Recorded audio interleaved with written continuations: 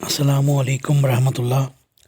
سورہ آل عمران مدنی صورت، تیسرے سپارے کا 13واں رکوع، آیت نمبر 48 سے 49۔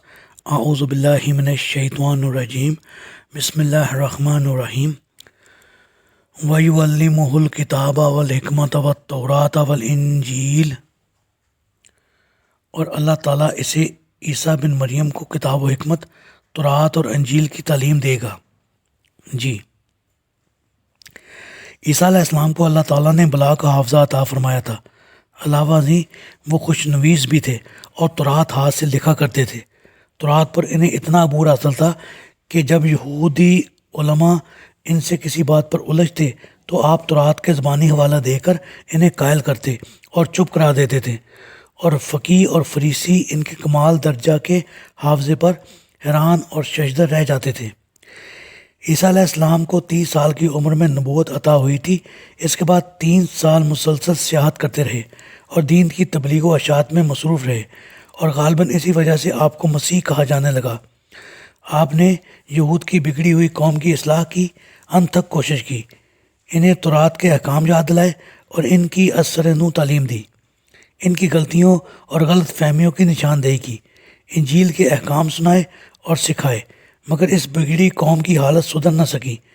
وہ الٹا عیسیٰ علیہ السلام کے دشمن بن گئے اور زکریا علیہ السلام پر سیدہ مریم سے زنا کا الزام لگا دیا، اور بالآخر زکریا علیہ السلام کو اسی وجہ سے قتل کر دیا۔ زکریا علیہ السلام کے بعد یحییٰ علیہ السلام نے عیسیٰ علیہ السلام کی تصدیق کی تو انہیں بھی حکومت کی وساطت سے مروا ڈالا۔ ان دونوں انبیاء کے قتل کے بعد یہودی عیسیٰ علیہ السلام کے در پہ آزار ہوئے اور ان کے دشمن بن گئے۔ بالآخر 33 سال کی عمر میں علماء یہود نے ان پر مقدمہ چلایا اور حکومت کی وساطت سے انہیں سولی پر لٹکانے کی کوشش کی، تو اللہ تعالیٰ نے انہیں زندہ جسم ماں روح آسمان پر اٹھا لیا۔ وَرَسُولًا إِلَىٰ بَنِي إِسْرَائِيلَ أَنِّي قَدْ جِئْتُكُم بِآيَةٍ مِّن رَّبِّكُمْ أَنِّي أَخْلُقُ لَكُم مِّنَ الطِّينِ كَهَيْئَةِ الطَّيْرِ فَأَنفُخُ فِيهِ فَيَكُونُ طَيْرًا بِإِذْنِ اللَّهِ وَأُبْرِئُ الْأَكْمَحَ وَالْأَبْرَصَ وَأُحْيِي الْمَوْتَىٰ بِإِذْنِ اللَّهِ وَأُنَبِّئُكُم بِمَا تَأْكُلُونَ وَمَا تَدَّخِرُونَ فِي بُيُوتِكُمْ إِنَّ فِي ذَلِكَ لَآيَةً لَكُمْ إِن كُنتُم مُّؤْمِنِينَ، اور اسے بنی اسرائیل کی طرف رسول بنا کر بھیجے گا۔ چنانچہ جب وہ رسول کی حیثیت میں بنی اسرائیل کے پاس آیا تو کہا، میں تمہارے رب کی طرف سے تمہارے پاس نشانی لے کر آیا ہوں۔ میں تمہارے سامنے مٹی سے ایک پرندے کی شکل بناتا ہوں، پھر اس میں پھونک مارتا ہوں تو وہ اللہ کے حکم سے واقعی پرندہ بن جاتا ہے۔ نیز میں اللہ کے حکم سے مادر ذات اندھے کو اور کوڑی کو ٹھیک کر دیتا ہوں اور مردوں کو زندہ کرتا ہوں۔ نیز جو کچھ تم کھاتے ہو اور جو اپنے گھروں میں ذخیرہ کرتے ہو سب تمہیں بتا دیتا ہوں۔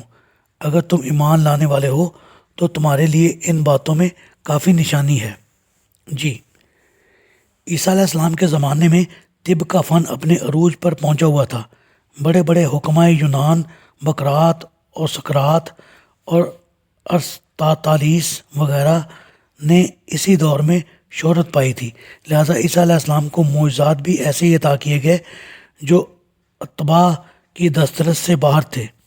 مثلاً آپ مٹی سے ایک پرندے کی شکل بناتے، پھر اس میں پھونک مارتے تو وہ زندہ ہو کر اڑنے لگ جاتا، مردوں کو کہتے کہ اللہ کے حکم سے اٹھ کھڑے ہو جاؤ تو وہ اٹھ کھڑے ہوتے اور باتیں کرنے لگے، مادر ذات اندھوں کی آنکھوں پر اور کوڑی کے جسم پر ہاتھ پھیرتے تو وہ بالکل تندرست ہو جاتے اور بلے چنگے ہو جاتے، اور اندھوں کی بینائی لوٹ آتی اور کوڑیوں کے جسم ٹھیک ہو جاتے۔ علاوہ ازیں وہ لوگوں کو یہ بھی بتلا دیتے تھے کہ وہ کیا کچھ کھا کر آئے ہیں اور باقی گھر میں کیا چھوڑ آئے ہیں، اور یہ سب باتیں آپ کے من جانب اللہ رسول ہونے اور آپ کے پاک باز ہونے پر واضح دلائل تھے۔ اگر غور سے دیکھا جائے تو معلوم ہوتا ہے کہ عیسیٰ علیہ السلام کی پوری زندگی ہی معجزات سے بھری پڑی ہے۔ آپ کی پیدائش بھی معجزانہ طور پر ہوئی، مہد میں کلام کیا، آپ مردوں کو زندہ کرتے تھے اور مٹی کے بنائے ہوئے پرندوں میں پھونک مار کر انہیں جیتا جاگتا پرندہ بنا دیتے تھے، پھر معجزانہ طور پر انہیں دشمنوں کی دستے سے بچا کر آسمان پر اٹھا لیا گیا، پھر قیامت کے قریب ان کا اس دنیا میں نزول بھی ہوگا، اور یہ ایسے معجزات ہیں جن میں عیسیٰ علیہ السلام منفرد ہیں۔ شاید اس کی وجہ یہ بھی ہے کہ آپ کی پیدائش والد کے نطفہ کی بجائے نفخہ جبرائیل سے ہوئی تھی، اور آپ میں کچھ ملکوتی صفات بھی آ گئی ہوں، واللہ عالم بالصواب۔ رہی یہ بات کہ منکرین معجزات عیسیٰ علیہ السلام کے ان چند معجزات کی کیا تعویلات بیان فرماتے ہیں، تو گزارش ہے کہ اس سلسلہ میں 3 حضرات نے اپنی عقل خرد سے گھوڑے دوڑائے تھے۔ پہلے تو آنرائبل سر سید احمد خان صاحب ہیں، دوسرے حافظ عنایت اللہ صاحب عصری ہیں جو تعویلات کے میدان میں سب سے سبقت لے گئے ہیں، اور ان کی تعویلات دلچسپ اور مضحکہ خیز بھی زیادہ ہیں، اور تیسرے نمبر پر جناب غلام احمد پرویز صاحب ہیں۔ ان سب کی تعویلات کو یہاں پیش کرنا، پھر ان پر تبصرہ کرنا یہاں ممکن نہیں۔ اللہ تعالیٰ سے دعا ہے اللہ تعالیٰ ہمیں قرآن کو پڑھنے، سمجھنے اور اس پر عمل کرنے کی توفیق عطا فرمائے، آمین۔